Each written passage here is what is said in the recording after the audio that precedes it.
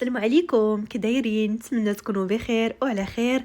مرحبا بكم معايا في قناه توأم. اليوم ان شاء الله فيديو جديد غادي نشارك معكم في قصص اولا قريشلات عاشوراء حلوين اللي تناخذهم من على برا تحضريهم غير في دارك.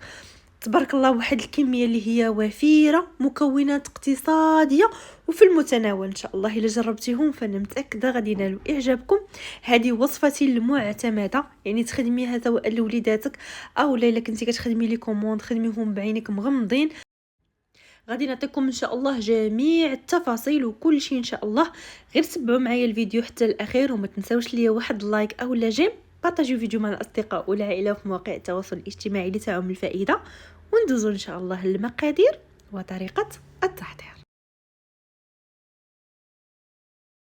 ناخذ واحد القصعه اولا واحد البول اللي غادي نوضع فيه جوج ديال الكيسان ديال السكر سنيده وجوج ديال الكيسان ديال الماء. غادي ندير معاهم واحد الكيس ديال الفاني. هادو يعني المقادير عاديين. ممكن يعني بغيتو تنسموهم اكثر تقدروا ديروا كاس ونص ديال الماء ونص كاس ديال المزهر، وعوض داك الكيس ديال الفاني ديروا كيس ديال الزهر. انا تنديرهم غير بمذاق الفاني. درت هنايا جوج كيسان ديال الزيت. غادي نخلط كلشي مزيان وكنخلط كيف ما شفتوا حتى كينسجموا ليا المكونات. كتذوب ليا ديك السنيده وكيتخلط ليا الزيت مع الماء والسكر وكل شيء. وعاد باش غادي نضيف باقي المكونات. غادي نضيف هنايا واحد المعلقه عامره ديال الزبده، يعني معلقه كبيره مزيان ديال الزبده. درت هنايا جوج ديال المعالق كبار مخلطه ما بين نافع وحبه حلاوه، معنى الشمر واليانسون عاديين، ما حمرتهم ما صهدتهم ما والو. ودرت هنايا واحد نص كاس ديال الزنجلان. بالنسبه للزرارع راه ممكن يعني تزيدوا في الكميه او لا تنقصوا، كيبقى لكم الاختيار. وغادي نخلط كل شيء مزيان وغادي نبدا كنضيف في الدقيق بشويه. يعني وصفه سهله ودغيا كيتحضروا في وقت اللي هو وجيز. بديت كنضيف هنايا في الدقيق وغادي نضيف معاهم واحد الكيس واحد ديال خميره الحلويات. صافي كنخلط مزيان وانا تنجمع بهذا الشكل حتى كتجمع ليا العجين.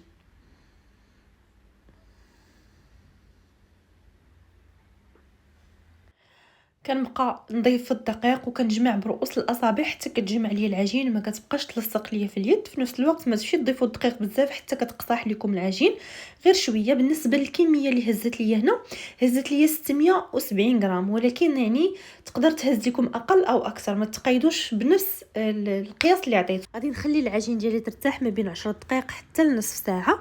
وغادي ناخذ يعني كنقسمها وغادي ناخذ واحد البابي كويسون اولا ورق المطبخ وغادي نسرحها فيه بحال هكا. يعني كناخذ بجزء ديال العجين وكنسرحها فيه. ما ترقوهاش بزاف، في نفس الوقت ما تخليوهاش غليظه بزاف. رشيت شويه ديال الدقيق وكنسرح العجين حتى غادي نعطيها على شكل مستطيل.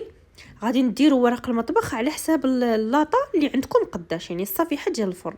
هنا حيدت دوك الجوانب باش يجيني على شكل اللي هو مستطيل، وكنبقى نقطع شرائط اللي هما طوالين بهذا الشكل. يعني كنخلي في العرض تقريبا 1 سنتيم.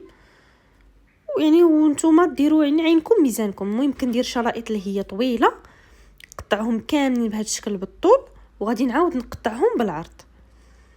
يعني راهم ساهلين وراه تيجيو تماما بحال اللي كيتباعوا، يعني اللي تناخذوا من عند اللي كيبيعوا دوك القراشل ديال العاشوره وداكشي كيجيو بحالهم في المنيضر.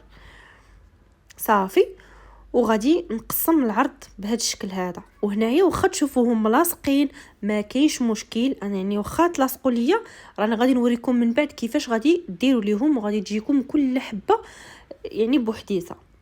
صافي كنقطعهم بهذا الشكل. وفي هذا الاثناء ديال الفران ديالي تيسخن. الفران كيخصو يكون سخون مزيان. الا عندكم فران كهربائي غديروه على واحد 160 درجه او لا كاع 170 درجه من التحت ومن الفوق، وخليوهم حتى كيطيبوا على خاطرهم. صافي مره تبداو تقلبوا فيهم.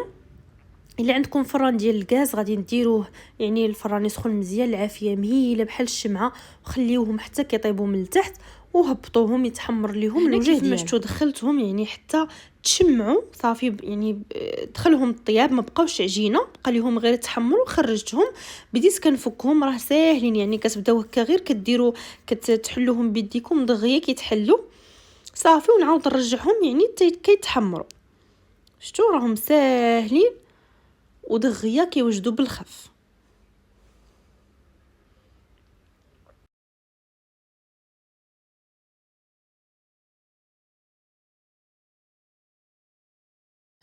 الوقيته اللي انا درت يعني اللاطه ديالي في الفران كتحمر، غادي نجي الكميه الاخرى اللي بقات ليا، غادي ناخذها وغادي نسرحها حتى هي يعني بنفس الطريقه بورق المطبخ، وكنسرحها كيف ما قلت لكم ما تكونش رقيقه بزاف، يعني ما بين وبين صافي حتى كتولي على هذا الشكل.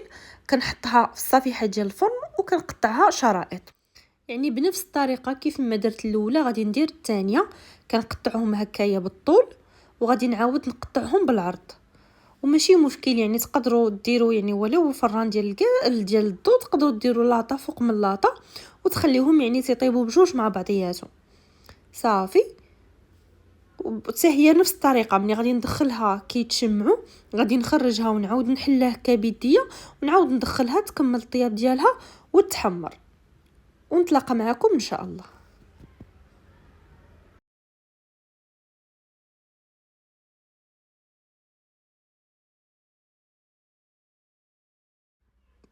وهذه هي اللاطه ديالي الاولى من بعد ما طابت، خرجتها من الفران كيف ما شفتوا يعني كيجيو مذهبين وكيجي فيها واحد اللون موحد.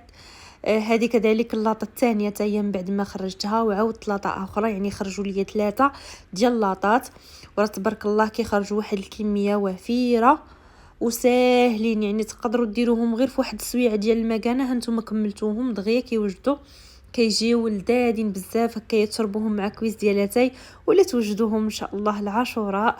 يعني كيف كنبغيو كنديروهم مع الفاكهه مع يعني مع الفاكهه مخلطه في العادات ديالنا.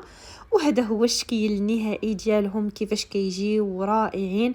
ممكن كيف ما قلت لكم يعني تخدموهم غير لداركم لوليداتكم او اللي عندهم محلات، ممكن ديروهم في بلاستيكات بحال هاد البلاستيكات راهم متوفرين عند اللي كيبيعوا لوازم الحلويات يعني وبثمن مناسب. ديروهم هكايا في بلاستيكات وتتحطوهم في الجناب ديال المحل ديالكم، ديروا الحلوين ولا ايضا المالحين. ان شاء الله المالحين الا بغيتوهم راه نشاركهم معكم حتى هما ان شاء الله، حتى هي وصفه اللي هي زوينه كيجيو لذاذين وحتى هما ساهلين. وبالنسبه للكميه اللي خرجوا ليا يعني كتخرج ليا كيلو تقريبا، يعني كيلو شي حاجه قليله، واحد 20 غرام ولا 30 غرام.